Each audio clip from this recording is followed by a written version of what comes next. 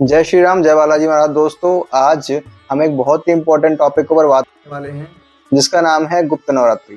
दोस्तों, गुप्त नवरात्रि होती है वह ऑर्डिनरी नवरात्रि से बहुत अलग होती है, क्योंकि इसके अंदर जो साधना होती है वह डीपर होती है, काफ़ी प्राइवेट होती है और स्पिरिचुअल होती है।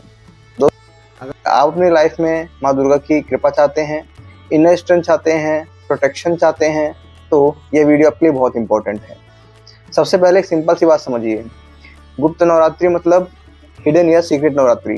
दोस्तों, ये बेसिकली उन लोगों के लिए होती है जो स्पिरिचुअल प्रैक्टिस, मंत्र साधना या फिर देवी उपासना को सीरियसली फॉलो करते हैं या फॉलो करना चाहते हैं। गुप्त नवरात्रि के अंदर की गई साधना काफ़ी पावरफुल होती है और इसका फल कई गुना मिलता है। इसलिए इसके अंदर डिसिप्लिन बहुत ज़रूरी है, डिसिप्लिन और सीरियसनेस बहुत ज़रूरी है। दोस्तों, इसलिए मैं आपको इस वीडियो में स्टेप बाय स्टेप गाइड बताऊंगा और आपको बताऊंगा कि आपको कैसे सिंपल सी साधना करनी है जिससे कि आपको उससे बड़े बेनिफिट मिल सके। दोस्तों, साधना के लिए सबसे पहले आपका उद्देश्य क्लियर होना चाहिए कि आप ये साधना कर क्यों रहे हैं। अपने आप को ये मानकर कि मैं माता के चरणों में जा रहा हूँ, माता के चरणों में अपने आप को समर्पित कर रहा हूँ और माँ मेरी रक्षा करें, मुझे इनर स्ट्रेंथ प्रदान करें, मुझे प्रोटेक्शन प्रदान करें। और जो भी मेरा उद्देश्य है, जैसे आपको कोई भी काम हो, बेसिकली आपके जॉब के रिगार्डिंग हो, आपके कर्ज के रिगार्डिंग हो, आपकी बिजनेस के रिगार्डिंग हो, तो आप उसका भी संकल्प क्लियर करें कि आपको करना क्यों है, आप क्यों करना चाहते हैं।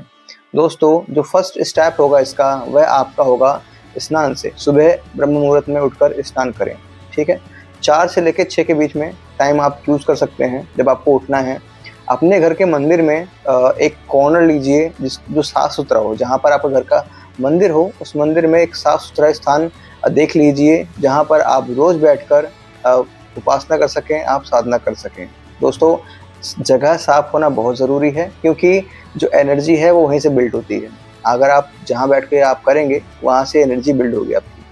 अब मैं आपको साधना का एक डेली सिंपल रूटीन बताने वाला हूँ जो आप गुप्त नवरात्र के अंदर फॉलो कर सकते हैं। दोस्तों, फर्स्ट डे से स्टार्ट करते हैं, ठीक है। और फर्स्ट डे से आपको लास्ट डे तक यही करना है।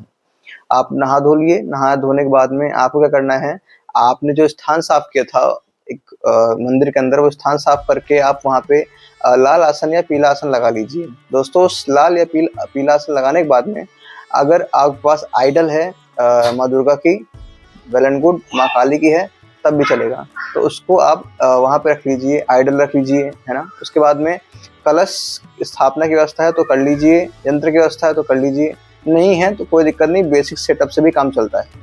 दोस्तों, करना क्या है आपको, आइडल या फोटो रखने के बाद में आपको एक दिया जलाना है। वो चाहे घी का हो या चाहे तिल के तेल का, या घी का दिया जला लें और थोड़ा सा प्रसाद और जल रख दें माता के लिए, ठीक है। यहाँ से आप शुरू कीजिए। दोस्तों, दिया जलाने के बाद में प्रसाद रखने के बाद में और जल रखने के बाद में आपको करना क्या है, आपको श्री विघ्नहर्ता गणेश जी को याद करना है, ठीक है। आपको विघ्नहर्ता का स्मरण करना है। दूसरा, आपको उसके बाद में माँ दुर्गा का स्मरण करना है। माँ दुर्गा या माँ काली, जिसकी भी आप कर रहे हैं, जिनके लिए आप कर रहे हैं, उनका आपको स्मरण करना है, आपको उनका ध्यान करना है। और कोशिश करिएगा कि उनके सौम्य रूप का, आप जैसे माँ दुर्गा है, माँ काली, उनके सौम्य रूप का ही, उनके युद्ध वाले रूप का आप स्मरण ना करें, है ना। आप जिनका फॉर्म है, सौम्य फॉर्म वाला, सिंपल रूप में है, प्यारे रूप में है, तो आप उनका ही करें, ठीक है। स्मरण कर लिया आपने। फिर आपको क्या करना है दोस्तों, हाथ में जल लेके संकल्प लेना है। देखो, संकल्प लेना बहुत ज़रूरी है, क्योंकि संकल्प के बिना पूजा फॉर्मेलिटी होती है और संकल्प के साथ में ही अगर साधना करें तो वह शक्ति के रूप में कार्य करती है।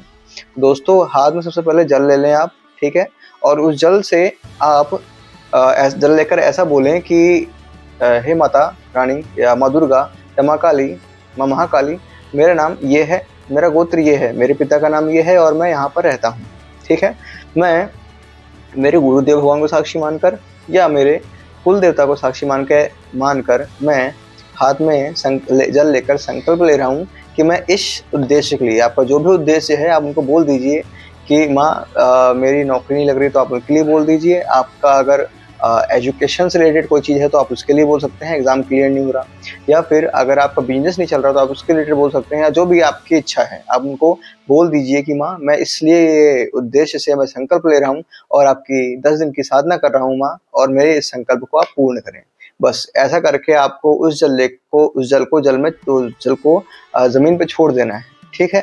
उसके बाद में क्या करना है, आपको फिर से हाथ में जल लेना है। क्यों? क्योंकि आप माता रानी की उपासना कर रहे हैं, माँ की साधना करने जा रहे हैं, तो माँ के साथ में बहुत सारी ऐसी एंटिटीज़ भी चलती हैं जो नेगेटिव फॉर्म के अंदर हैं।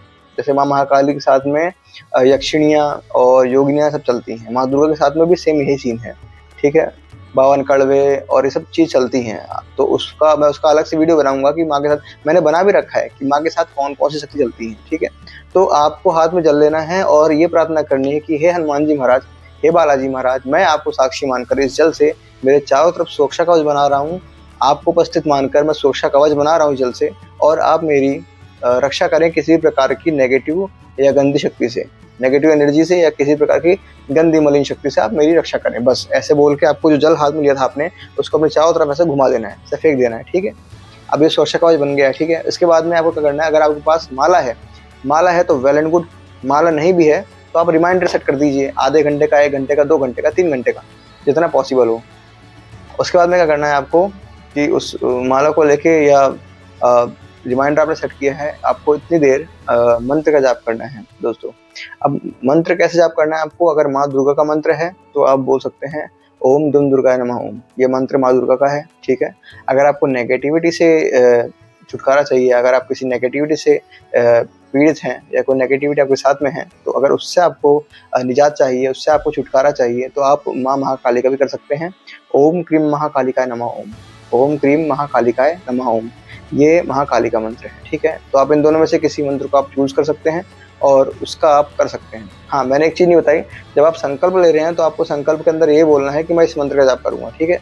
आपको बताना है कि माँ मैं जो नाम और सब बता दिया आपने, आपको ये बताना है कि मैं इस मंत्र का जाप करूँगा और कितनी बार करूँगा, या फिर अगर आप श्योर नहीं हैं तो आप ऐसे बोल सकते हैं कि अवधि और जो गिनती है मंत्र की, उसकी कोई निश्चितता नहीं रहेगी। ये पहले ही बोल दीजिए आप संकल्प में, आप बोल देना कि माँ जो संकल्प में जो अवधि है मंत्र की और जो मंत्र की संख्या है उसकी कोई निश्चितता नहीं रहेगी।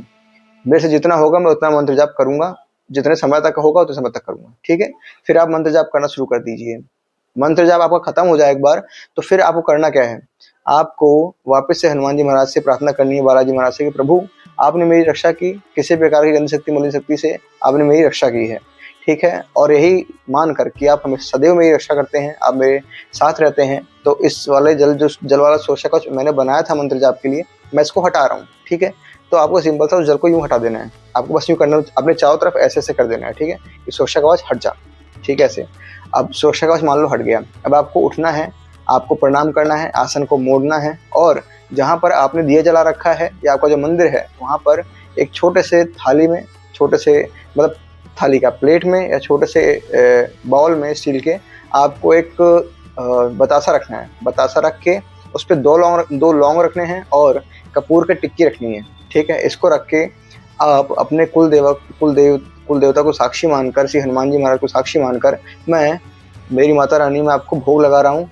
आप जय माँ महाकाली को लगाएं, जय माँ दुर्गा को लगाएं, दोनों को ही आप बतासे और लौंग का भाव लगा सकते हैं। तो ठीक है, आप जला के उसको जो कपूर है उसमें आग लगा दीजिए, वो लौंग जल जाएगा और बतासा भी थोड़ा बहुत जल जाएगा। और माँ से प्रार्थना कीजिए, माँ मैंने आपको भोग लगाया, भोग स्वीकार कीजिए और मुझ पर अपनी कृपा कीजिए। बस इतना करके आपका जो लास्ट फॉर्मेलिटी है वो खत्म हो जाएगी, ठीक है। इसके बाद आपको सभी भगवानों को, देवी देवता को प्रणाम जो करना है प्रणाम कर लीजिए आप। और यही डेली सिंपल रूटीन आपका रहने वाला है नवरात्रि के दौरान। पूरे नवरात्रि में आपका यही डेली सिंपल रूटीन रहेगा, ठीक है। इसके बाद क्या करना है आपको 10वें दिन, ठीक है। आपने 9-10 दिन तो कर लिया, मतलब 15 जुलाई से स्टार्ट हो रहा है, 24 जुलाई को खत्म हो रहा है, 24 जुलाई को 10 महाविद्या का 10वां दिन रहेगा, ठीक है। तो 24 तारीख को आपका खत्म हो रहा है। आप सेम 10वें दिन भी यही चीज़ करोगे। उसके बाद एक छोटा सा हवन कर लोगे।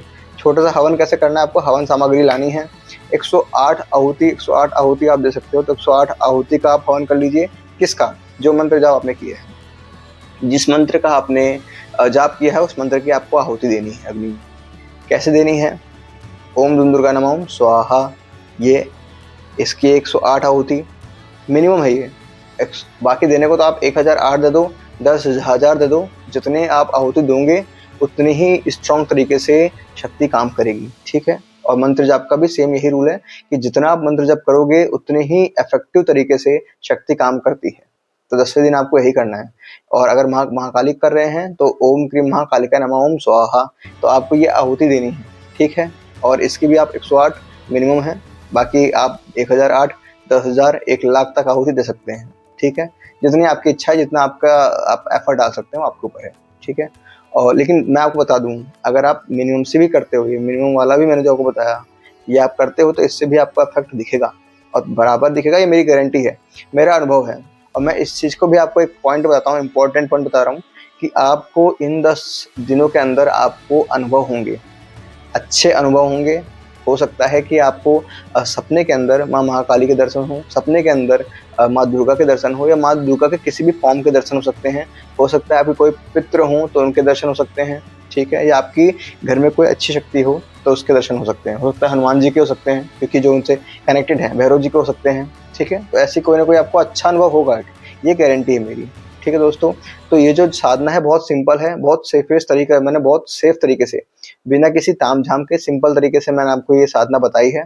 इसको आप ज़रूर ट्राई करें, और ट्राई करने के बाद आपको जो भी अनुभव हो वो मुझे ज़रूर शेयर करें कमेंट्स के अंदर। मिलता हूँ अगली वीडियो में नई इन्फॉर्मेशन के साथ में, तब तक के लिए जय श्री राम, जय माता दी।